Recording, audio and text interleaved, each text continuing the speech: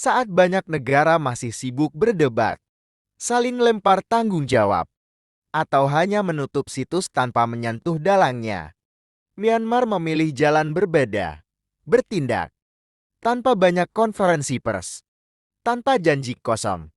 Myanmar menyatakan perang terbuka terhadap judi online dan kejahatan digital yang merusak masyarakat dari dalam.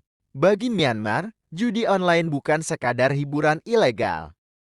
Bukan cuma soal uang yang berpindah tangan.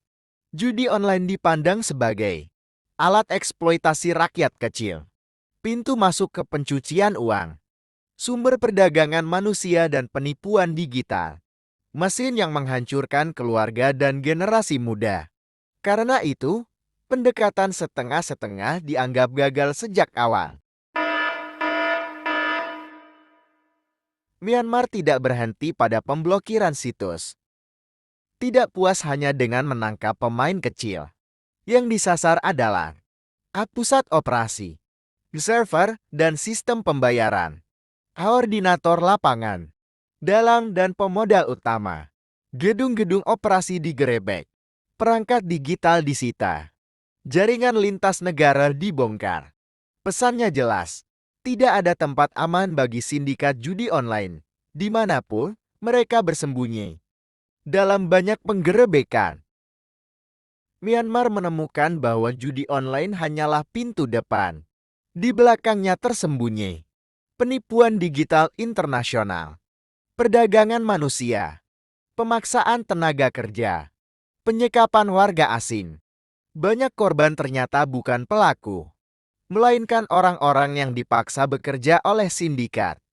Artinya, memberantas judi online sama dengan menyelamatkan manusia.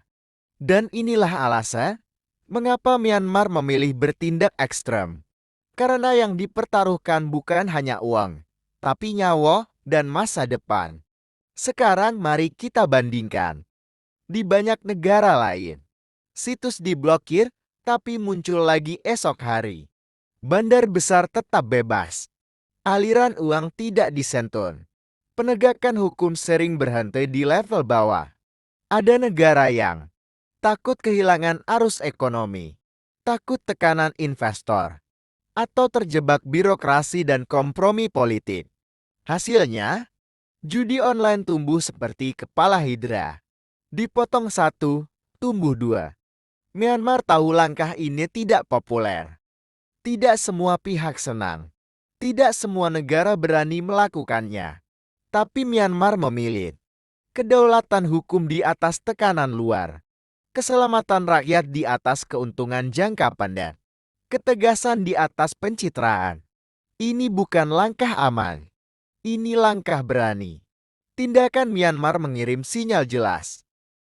Kami tidak mau menjadi sarang kejahatan digital internasional. Ketika sebuah negara membiarkan judi online tumbuh, sebenarnya ia sedang membuka pintu bagi kejahatan lintas negara, manipulasi ekonomi, kerusakan sosial jangka panjang. Myanmar memilih menutup pintu itu rapat-rapat. Pemberantasan ini bukan hanya soal hari ini. Ini tentang masa depan generasi muda, stabilitas sosial, kepercayaan publik pada negara. Ketika negara tegas, kejahatan berpikir dua kali.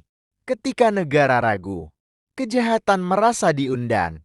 Myanmar menunjukkan satu hal penting. Kejahatan digital tidak bisa dilawan dengan kebijakan lunak. Judi online bukan masalah teknologi. Ini masalah keberanian politik dan ketegasan moral.